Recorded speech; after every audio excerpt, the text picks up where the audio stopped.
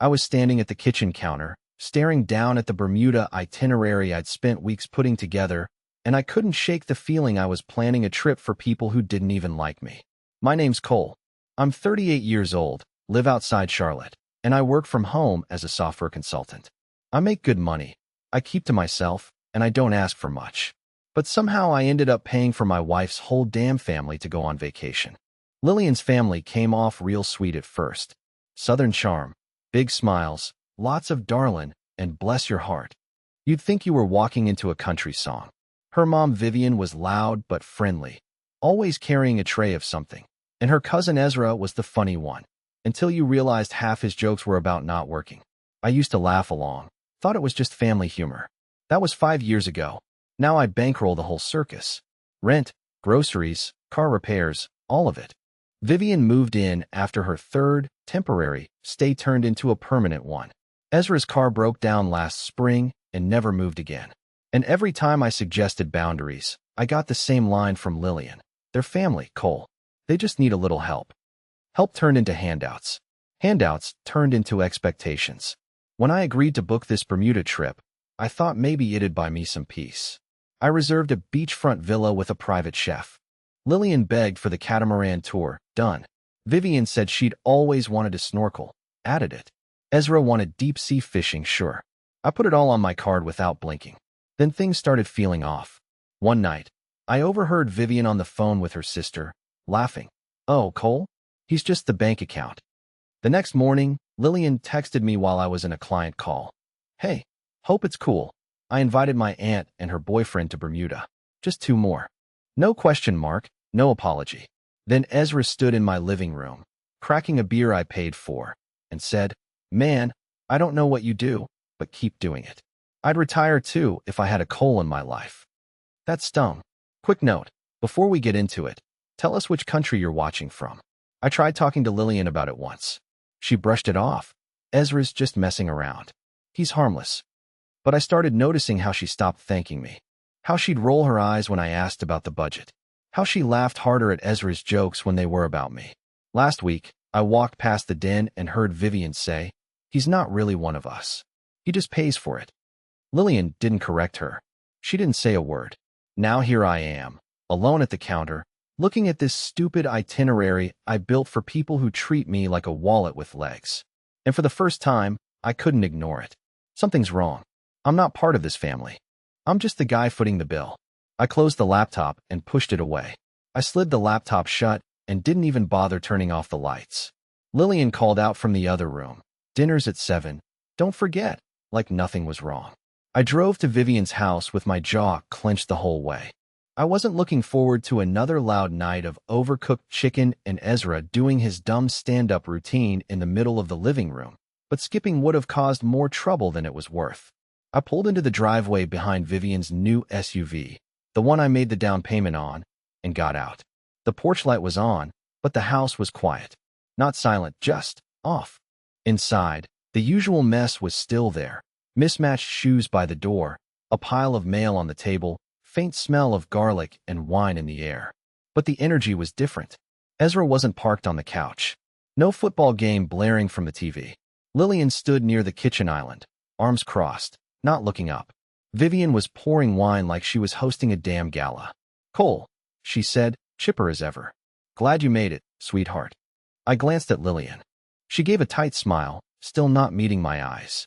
Vivian handed me a glass. We're just waiting on dessert, but we wanted to talk through a teeny little change to the trip plans. I didn't sit. What kind of change? She tilted her head. Nothing major. Lillian's invited Jonah to come along. I blinked. Jonah who? Vivian smiled like it was obvious. Her ex. You know Jonah. I turned to Lillian. She finally looked at me. Barely. Jonah? As in your ex-husband Jonah? I asked louder this time. Lillian gave a shrug so small, I almost missed it. It's not a big deal, Cole. He's friends with everyone, and he already said he'd cover his own flight. I set the wine down. You invited your ex-husband on a trip I'm paying for. He's not staying in the villa, she added quickly. He's just tagging along. Vivian chimed in before I could respond. And there's more good news. Mark's coming too. You remember Mark, right? High school sweetheart. Good guy. That hit harder than I expected. I looked back at Lillian. She was now fidgeting with her sleeve like a kid caught lying. You invited both your ex-husband and your ex-boyfriend to Bermuda? Vivian smiled wider. Well, since you've been so distant lately and not really feeling the vibe. Don't. I cut her off. She raised her hands, fake innocent. I'm just saying, if you're not up for it, Mark's happy to use your ticket. He's got vacation time lined up and everything. That's when it clicked. This wasn't some last-minute idea. This was planned. I looked at Lillian again. Tell me this wasn't already decided before tonight. She finally met my eyes. I didn't know how to bring it up, okay? It's not personal, Cole. Not personal? I said, voice sharp now. You sneaked two of your exes onto a trip I planned and paid for, and it's not personal. She sighed, as if I was the one making a scene. You've been acting weird for weeks. I figured maybe if you didn't want to go. I didn't let her finish. I didn't yell, didn't throw the wine, didn't call anyone a name. I just turned and walked out. Vivian called after me, something about dessert being ready. I didn't look back. I got in the car and drove home in dead silence. No music, no radio, just the sound of my own breathing and the faint creak of the steering wheel under my grip. The second I walked through the door, I dropped my keys on the counter and stood there, staring into the dark kitchen. No lights on, no movement, just me. I didn't call Lillian, didn't text, didn't ask for explanations or apologies. I already had all the answers I needed. I walked into my office, sat at my desk, and stared at my monitor for a few seconds. My hands weren't shaking. My chest wasn't tight. I felt steady. I opened the first tab. Airline site. Login. My bookings. Cancel. Confirm. Refund requested. Next tab. Villa rental. Cancellation policy. Full refund if canceled within 24 hours of arrival. Clicked it. Gone. Then the boat tour. Canceled. The snorkeling excursion. Canceled. The chef reservation. Gone. One by one, like knocking down dominoes. I grabbed the screenshots and dropped them into an email addressed to Lillian, Vivian, Ezra, and the two random relatives I never even agreed to invite. Subject line, trips off. Body, all bookings canceled. Refunds coming to my card. No further discussion needed. Attached, screenshots. I hit send and leaned back in the chair. No rage. No sadness. Just that same steady silence. I opened a new tab and typed, one-way flights to Italy. I didn't even think. I just clicked through. Found a direct flight from JFK to Milan. 3 days out. Window seat. Bought it. Then I searched Lake Como rentals. Quiet place near the water, good Wi-Fi, clean view. Booked for 2 weeks. I could have stopped there. I didn't. I picked up my phone and dialed Julian, my lawyer. It rang twice before he picked up. Cole, everything all right? No, I said. But it's about to be. He was quiet for a second. You want to meet or start it on the phone? Start it now. I want separation proceedings in motion. Today. Another pause. Then, okay. I've got everything I need from our last discussion. I'll start the paperwork. You want me to serve or wait until you're back? Serve. No delays. Understood. You all right, man? I looked around my office. Clean, quiet mind. Yeah, I said. I'm good. Right after I hung up with Julian, my phone lit up like it was on fire. Lillian, 8 texts in a row. What did you do? Why are the bookings gone? Call me now. This isn't funny, Cole. You're overreacting. We need to talk. You're ruining everything. Please just answer. Then Vivian's name popped up. Straight to voicemail. I didn't answer. She tried again. And again. Then came the voice messages. First one angry, second one louder. You're acting like a child, Cole. You can't just cancel a family trip because you're pouting. That money was already spent. What are you thinking? 2 minutes later.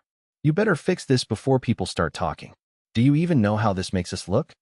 I tossed the phone on the counter and cracked open a beer. Sat at the table and stared at the bubbles rising in the bottle. Calm. No message from Ezra. That was telling. But Belle, his girlfriend, slid into my DMs like she'd been waiting for this moment. Belle, yo, what did you do? Belle, group chat is on fire. Vivian's cussing in all caps. Belle, Ezra's pretending he doesn't know anything. Lillian's crying. Belle, you should see Jonah's reaction, LMAO. Belle, thank you for finally flipping the table. I sent back a thumbs up. That's all she got. I pulled up my password manager and started locking things down. Joint bank access, gone. Streaming services, new logins. Credit cards, alerts set. Cloud drive, locked and backed up. They weren't going to leach another cent. I'd seen how quick they were to blur lines before, accidentally, using the business card, borrowing the gas card. Not again. I took my time packing. No rush. Just steady motion. I picked out what I needed: clothes, charger, laptop, notebook, passport. One carry-on. No check bags. I wasn't coming back for a while, maybe ever. Lillian kept texting. Her tone shifted, desperate now. We can fix this. Let's talk. You didn't even give me a chance. I didn't answer. By midnight, I was sitting on the edge of the bed, suitcase by the door, phone face down on the table. I opened my notebook. Wrote 5 words. Tonight, I took my life back. Then I shut off my phone. The espresso was bitter, hot, and perfect. I sat on the balcony of the rental overlooking Lake Como, sun already burning off the morning haze. That first sip hit just as my phone buzzed. Belle, dude. They went to the airport anyway. I leaned back, half smiling. She kept going. Belle, decked out. Luggage, sandals, printed itineraries. Belle, no seats. No villa. Nothing. They're losing it. I scrolled down. Blurry photos came through, Vivian standing at the counter, mouth wide open mid-yell. Another of Lillian, red-eyed and puffy, arms crossed, mascara streaked. Then one of Jonah, bald, beat-faced, pointing at a stunned gate agent like she personally stole his vacation. I could picture the whole thing. Vivian waving her big fake leather tote like a weapon, demanding to speak to a manager. Lillian whisper-sobbing to no one in particular. Jonah calling someone incompetent, while Ezra stood uselessly behind them, pretending not to be involved. Belle. Jonah threatened to sue the airline. Said his name's on the reservation. It's not. Belle. Vivian screamed, call Cole. Belle. Lillian just sat down on the floor and cried. I let the screen go dark and set the phone down. No pity. No satisfaction either. Just clarity. They thought I was bluffing. They thought I'd cave. They'd get their villa, their boat ride, their free vacation, and I'd just sit in the background like always, wallet open, mouth shut. Not this time. I pulled the notebook from my bag and opened to a clean page. Wrote, they showed up dressed for paradise. And got reality instead. I watched the water shift in slow ripples below, soft wind brushing the balcony rail. Quiet. Calm. No yelling from another room. No Ezra complaining about needing gas money. No Vivian griping about how I folded towels. No Lillian pretending I was the problem while her ex-husband booked a flight on my dime. For the first time in years, the only noise was birds and boats. I stood, stretched, and slipped the notebook under my arm. Walked down the stone steps, out the little gate, and followed the path toward the lake. The cobblestones were warm under my shoes. Locals passed by without staring. No one wanted anything from me. I kept walking, heart light for once. Not lonely, just alone. And that felt damn good. I was halfway down the lake path, notebook tucked under my arm, when my phone buzzed again. Belle, you got a minute? I found something. I sat on a bench under a tree with low branches and typed back. Go. A second later, she sent the first screenshot. Then another. And another. Text threads. Lillian. Jonah. Mark. Group chat title. Bermuda crew. It went back months. Lillian. Cole's not vibing, but whatever. He'll pay. He always does. Jonah. I'll handle my flight. Just make sure I'm not rooming with that clown. Mark. Can't believe I'm crashing your honeymoon part 2. Lillian. LOL. Trust me, he's barely around. He won't care. That one hit hard. Not because I didn't expect it, but because I did. Belle sent more. Flirty one-on-ones between Lillian and Mark. Lillian. You still single? Asking for a friend. Mark. Still interested? Asking back. Jonah wasn't innocent either. He'd sent her photos, gym pics, shirtless selfies. Lillian heart reacted every one. The last screenshot was a full-on spreadsheet. Labeled trip budget, Cole's covered. Belle followed it up with a message. Belle, check the PayPal receipts. Vivian's been funneling your business card into her Cash App. 200 here. 500 there. I clicked into the attachments. Restaurant bills I never ate at. A spa in Raleigh. Uber rides under Ezra's name. My jaw didn't tighten. My stomach didn't drop. I just nodded to myself and said out loud. That's enough. I opened a new message to Julian and dumped it all in. Screenshots, receipts, everything Belle sent. Subject line, evidence, proceed full speed. Body, no more delays. Burn it all down. I hit send. The breeze picked up off the lake. Light ripples danced across the water. I leaned back and watched a couple walk past with gelato, laughing about something I didn't need to understand. I pulled out the notebook, flipped to the next clean page, and wrote. I have the proof now. The truth's louder than anything they post online. Because I already knew what was coming. Lillian would start spinning it, playing the victim, saying I abandoned her, claiming she had no idea what Jonah and Mark were planning. Vivian would post one of her melodramatic Bible quotes with a petty caption about fake people. Ezra would go silent and try to slip away unnoticed, just like he always did when things stopped working in his favor. But I didn't need to defend myself. I had the receipts, literally. I stood up from the bench and started walking again, notebook in hand. Step after step, I felt lighter. Not because I escaped them, but because they'd finally unmasked themselves, in their own words, in their own texts, on their own time. And that silence I'd started to love? It meant I didn't have to shout anymore. A breeze pushed off the lake as I walked, sunlight flashing off the water in steady rhythm. I was halfway back to the rental when my phone buzzed again. Julian. Subject, ready for delivery. Body, all documentation included, financial abuse, emotional manipulation, and defamation. Let me know when to serve. There was a single PDF attached. I opened it. 36 pages. Precise. Sharp. Every text. Every receipt. Bank statements. Screenshots. The group chat. The flirty messages. The fake budget plan with my name on top and zero consultation. It was all there. At the end, petition for dissolution of marriage. I stared at the screen for maybe 5 seconds. No hesitation. No back and forth. I typed one line back. Serve them. Now. Sent. Then I turned off notifications and went inside. By the time I'd showered and cracked open a fresh beer on the balcony, the circus had started. Lillian's first post went up on Facebook. Black and white selfie. Sad face. Caption. Sometimes people you love turn into strangers overnight. 50 comments in 10 minutes. Some were pitying. Some were predictable. But a few? They were sharp. Didn't you just get back from trying to crash your ex's vacation? Y'all were bragging about that trip for months. Now he's the bad guy? Girl, come on. He was the one paying for everything. Vivian posted next. A Bible verse, of course. Something about betrayal. Ezra dropped a vague tweet about real ones sticking together. My phone filled with voicemails again.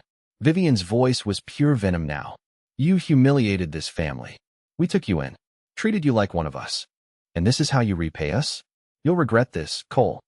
Then Ezra, sounding nervous more than angry. Hey man, this whole thing's gotten out of hand. Maybe we can talk, figure something out. And finally, Lillian. Not a call. Not a text. An email. Subject, can we talk? Body, please. Just 5 minutes. I didn't mean for any of this to happen. I stared at it for a while. Not because I was tempted, just because it was pathetic. Didn't mean for any of this, she said. After the planning. The secret chats. The guest list with my money and no seat for me. I didn't respond. I wasn't going to. Instead, I opened my notebook. The same one I'd carried through every step of this. Wrote, I'm done carrying their weight. They'll spin it, but it's over.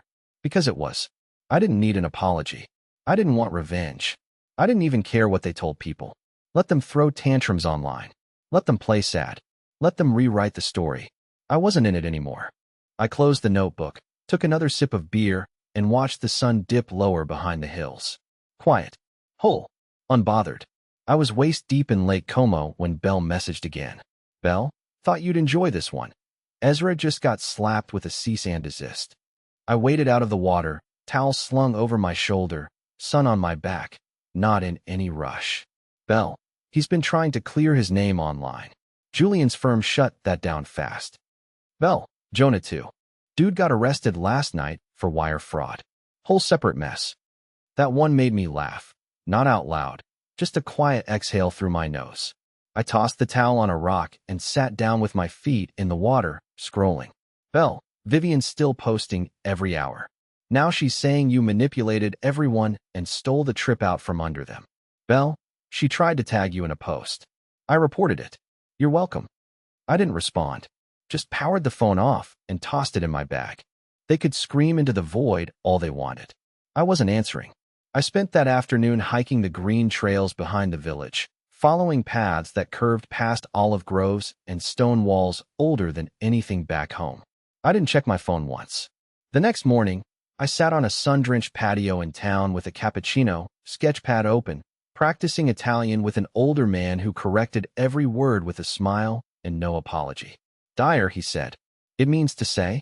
Not dare. That's a different word. I thanked him, got it wrong again, and kept going.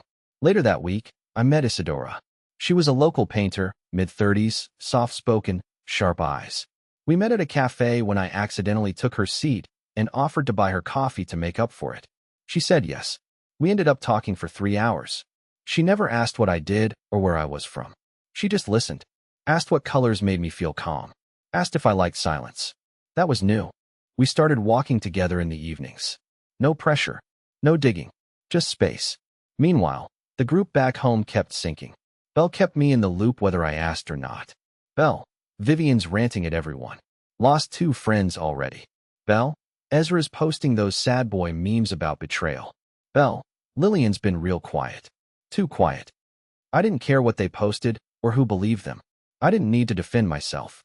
I wasn't in their orbit anymore. I wasn't arguing. I wasn't explaining. I was living. I'd wake up, swim, hike, eat fresh bread, write, code for a few hours, then have dinner with Isadora in a quiet courtyard where no one knew my name or cared about my past. I wasn't running. I just stopped standing still for them. I opened my notebook one night by the water and wrote. They're yelling. I'm not listening. This is my time now. And it was. I woke up to church bells and the smell of espresso. The window was cracked, letting in the breeze and distant hum of scooters. The divorce was final. No courtroom drama, no phone calls, no last-minute begging. Julian emailed me the stamped documents 2 days ago with a one-line subject. Done. I didn't reply, just opened the file, stared at my name in the signature field, and closed the laptop. My new apartment sat on a quiet block in Milan, top floor, nothing fancy. White walls, clean lines, small balcony overlooking a side street where people walked slower and smiled more. Most days, I woke up early, grabbed a doppio from the cafe downstairs, then logged into work for a few hours. Freelance projects rolled in steadily. Clean code, good clients, no pointless meetings. Just the way I liked it. Afternoons were for walking. Sometimes I'd get lost on purpose, following backstreets until the noise faded and I didn't recognize anything. Other times, I'd meet Isadora near Parco Sempione. We'd sit on the steps by the fountain with gelato, no pressure to talk. She never brought up my past. Never asked about the drama. Never needed a story. Some days we didn't say much at all. She'd sketch. I'd write. And it worked. I didn't post. Didn't broadcast. Didn't check what people were saying. Until one night I logged in just to delete some old accounts and saw it. Lillian.